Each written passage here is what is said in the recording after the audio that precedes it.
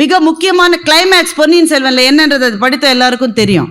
எப்போவுமே கிளைமேக்ஸ் எங்கே நடக்கிறதுன்றதை பற்றி டைரக்டர்ஸ் நிறைய யோசிப்பாங்க. பாண்டே சார் தான் சினிமாவில் நடிச்சிருக்காரு, அவரை தான் கேட்கணும். கிளைமேக்ஸ் சண்டை எங்கே வைக்கிறதுன்றதை பற்றி பெரிய டிஸ்கஷன் நடக்குமா நடக்காதா?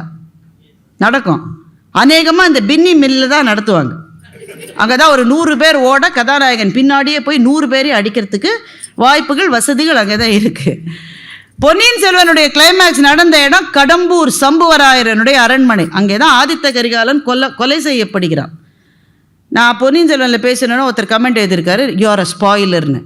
எனக்கு முதல்ல அது என்னென்னே புரியல. என் பொண்ணுகிட்ட தான் கேட்டேன், அப்படின்னா என்ன அர்த்தம்?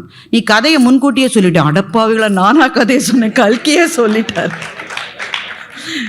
கல்கியே சொல்லிட்டாரு. அவருக்கு முன்னாடி கல்வெட்டுலேயே எழுதியிருக்கார். நான் என்னையா ஸ்பாயிலர் இதில்? ஆதித்த கரிகாலன் கொலை செய்யப்பட்ட அந்த கிளைமேக்ஸ் எழுந்தேறி இருக்கின்ற கடம்பூர் சம்புவரையர் மாளிகையை பற்றி அப்பர் சுவாமிகளினுடைய தேவாரம் இருக்கிறது. அந்த கடம்பூரிலே கொல்லையிலே விளைகின்ற முல்லையும் மல்லிகையும் பெருமை சேர்க்கும் கடம்பூர் என்று திருநாவுக்கரசர் சுவாமிகள் எழுதியிருக்கிறார். கடம்பூரில் இன்றைக்கும் கடம்ப மரங்கள் மாத்திரமல்ல, மல்லிகை பூவுக்கும் அந்த ஊர் ரொம்ப ஃபேமஸ்.